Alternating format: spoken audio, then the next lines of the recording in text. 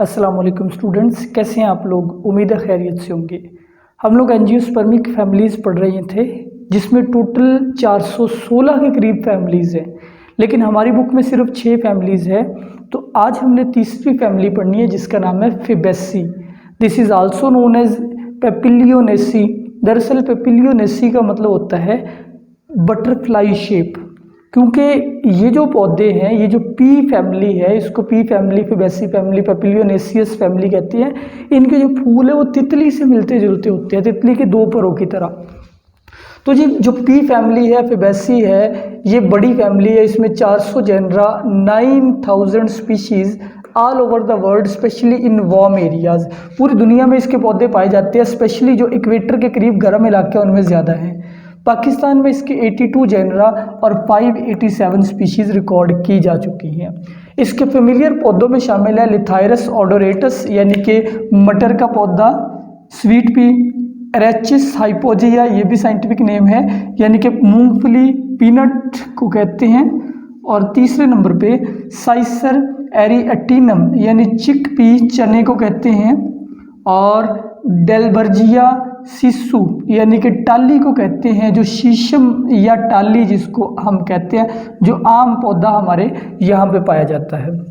अच्छा जी, इन पौधों के वेजिटेटिव करैक्टर यानी नॉन रिप्रोडक्टिव करैक्टर। तो नॉन रिप्रोडक्टिव करैक्टर की बात करें, ये पौधे ट्रीज भी हो सकते हैं जिनमें लकड़ी होती है और बड़े होते हैं दरख्त जैसे टाली। ये श्रब्स भी हो सकते हैं यानी छोटे साइज के झाड़ी नुमा। और ये हर्ब्स भी हो सकते हैं यानी जड़ी बूटियाँ, जैसे कि जो मूंगफली का पौधा है वो एक हर्ब की फॉर्म में होता है। और बाज़ औक़ात ये इवन क्लिम्बर्स भी हो सकते हैं। इनका स्टेम हर्बेशियस होता है या वुडी होता है, दोनों तरह का स्टेम हो सकता है, यानी बगैर लकड़ी के भी और लकड़ी वाला भी। और क्लिम्बर, बाज़ औक़ात क्लिम्बर बाई टेंड्रल।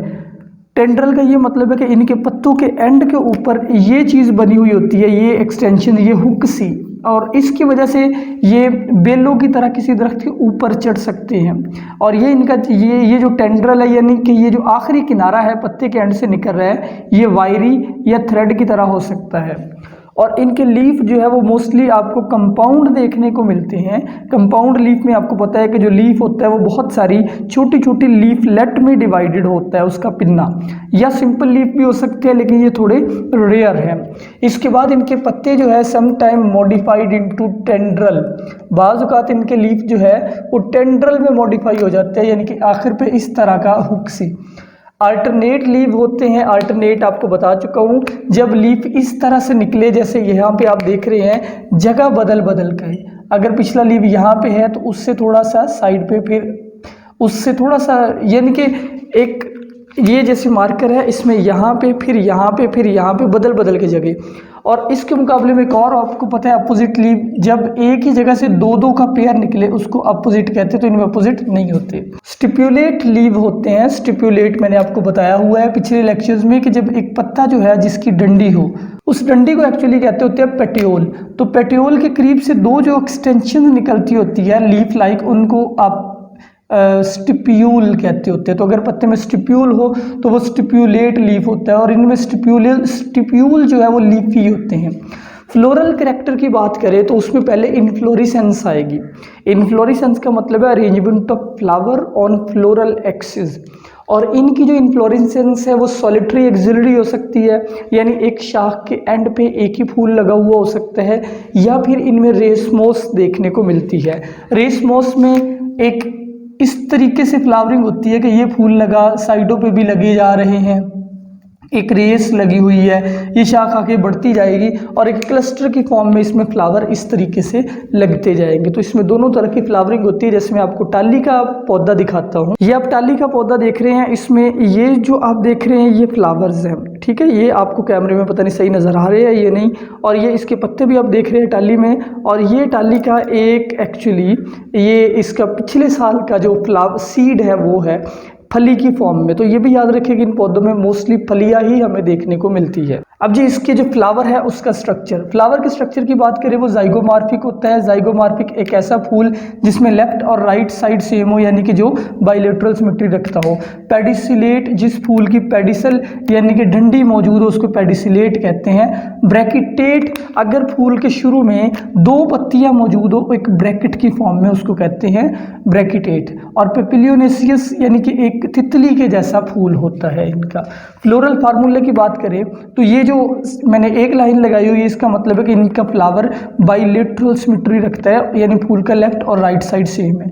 ये है बाइसेक्सुअल का साइन, यानी कि इसी के फूल में मेल हिस्से और फीमेल हिस्से इकट्ठे ही होते हैं, यानी एक ही फूल में दोनों चीज़ें होती है।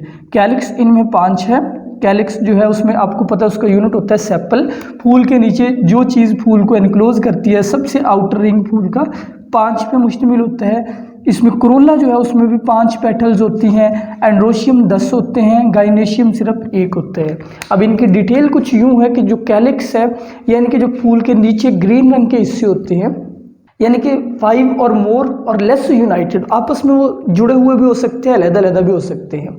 कोरोला इनका सबसे कॉम्प्लेक्स है और उसी की बुनियाद पे इनकी क्लासिफिकेशन की गई है।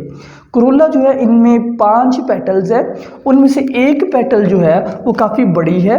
उस बड़ी पेटल का नाम है, जैसे ये जो बड़ी पेटल है इसका नाम है स्टैंडर्ड या फिर वेगजेलम भी इसको कहा जाता है, ठीक है। उसके अलावा 2 लेटरल साइड पे भी जो पत्तियां हैं और ये लेफ्ट और राइट साइड पे पत्तियां हैं इनको कहते होते हैं विंग्स।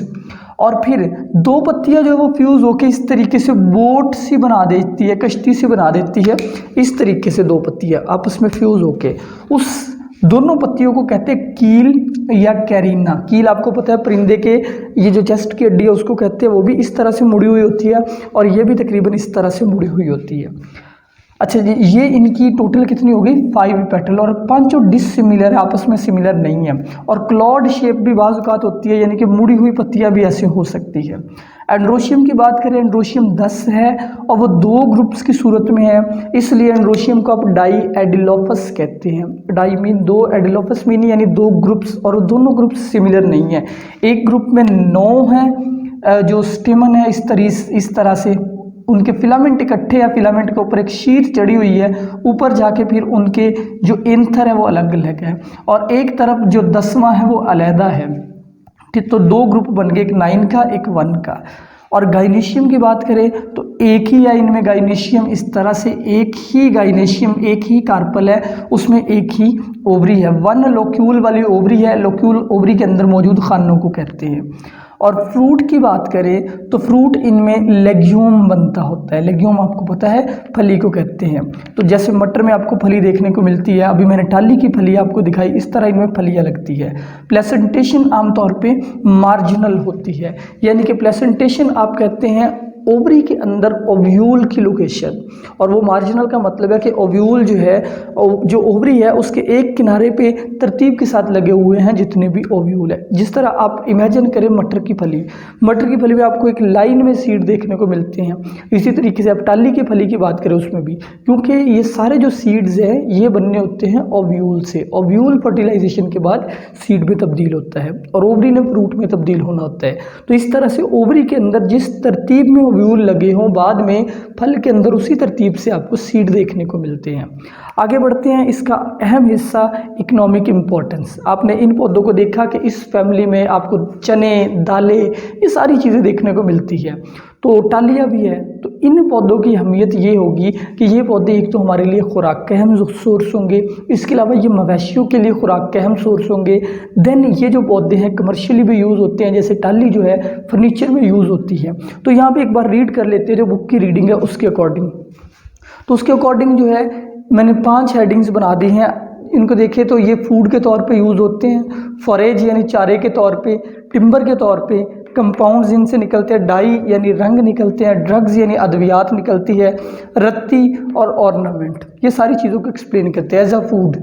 ये जो पौधे फैमिली फेबेसी के हैं ये इनसे पल्सेस निकलती हैं यानी दालें, ये दालों को कहते हैं। और दालें हमारी फूड का अहम सोर्स है, और दालें जो हैं स्पेशली इनसे आपको प्रोटीन मिलती है। और देन ग्राम चने को कहते हैं, और पी मटर को कहते हैं, किडनी बीन यानी लोबिया, ये कुछ कॉमन एग्जाम्पल है इन पौधों की। फॉरेज की बात करें, चारे को कहते हैं, इसमें मेडिकैगो सैटिवा यानी अल्फा अल्फा बड़ा बेस्ट एक क्रॉप होती है घोड़े के लिए, वो बहुत खुश होते हैं इसको खा के। फिर मेलिलोटस, ये भी एक जानवरों की खुराक है, इसको सिंजी कहते हैं। ट्राइफोलियम जिसको बरसीम के पट्टे कहते हैं, ये कुछ कॉमन फॉरेज है। आगे बढ़े तो टिम्बर, इमारती लकड़ी को कहते हैं। दिलबर्जिया, दिलबर्जिया आपको पता है टाली का नाम है, तो टाली का जो पौधा है वो बड़ा बेस्ट है फर्नीचर की लकड़ी के लिए भी, फ्यूल के लिए भी। इवन हम लोग शुरू में जब हमारे गैस नहीं थी आई तो हमारे सारे गाँव में लोग जो है वो टाली को ही ज़्यादा जलाया करते थे। तो बूटिया ये भी फर्नीचर की लकड़ी है। कंपाउंड्स की बात करें तो इनमें से एक पौधा एरेचिस हाइपोजिया यानी कि मूंगफली का पौधा, उसके सीड को आप खाते भी हैं। मूंगफली आपने यकीनन सर्दियों में खाई होगी। फिर उससे पीनट ऑयल निकलता है और उस ऑयल की हाइड्रोजिनेशन करके उसको वेजिटेबल ऑयल में कन्वर्ट कर लिया जाता है। वेजिटेबल ऑयल बोले तो जो ऑयल आप घरों के अंदर कुकिंग में यूज़ करते हैं, और हाइड्रोजनेशन का मतलब होता है उस ऑयल में हाइड्रोजन को ऐड कर देना। डाइज यानी रंगों की बात करें तो इंडिगो फेरा टिंक्टोरा, ये एक साइंटिफिक नेम है एक पौधे का, और इस पौधे से इंडिगो यानी नीले रंग की डाई निकलती है। फिर बूटिया मोनोस्पर्मा, ये एक पौधा है जिससे येलो डाई निकलती है। ड्रग्स की बात करें यानी दवाइयों की बात करें तो ग्लाइसेर्जा ग्लैब्रा, ये पौधा, इसको कॉमनली मलट्ठी कहते हैं। ये किसी भी पंसारी से आपको मिल जाएगा, छोटी छोटी लकड़ियाँ सी होती है। कफ एंड कोल्ड के इलाज के लिए ये लकड़ी बड़ी मुफीद है। और फिर इसी तरीके से क्लाइटोरिया टर्नेटिया, ये स्नेक बाइट में यूज़ होता है और इस पौधे को कोयल बूटी कहते हैं। स्नेक बाइट अगर सांप डंग मार दे तो ये जड़ी बूटी बड़ी मुफीद है। रत्ती, रत्ती क्या होती है? रत्ती दरअसल एक पौधे के सीड, और वो पौधा है एब्रस प्रिकटोरियस। एब्रस प्रिकटोरियस के सीड बहुत छोटे छोटे होते हैं, इंतहाई छोटे, लाल और काले रंग के सीड होते हैं और इंतहाई खूबसूरत भी होते हैं।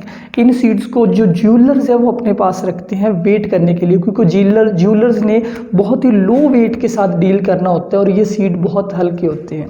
आखिर पे बात करें तो ऑर्नामेंट्स के तौर पे भी इन पौधों को उगाया जाता है, यानी सजावटी पैमाने पे भी खूबसूरती के लिए। उसमें लिथाइरस शामिल है, लुपाइनस शामिल है, क्लाइटोरिया शामिल है और बूटिया शामिल है। ये पौधे सजावटी पौधे भी हैं।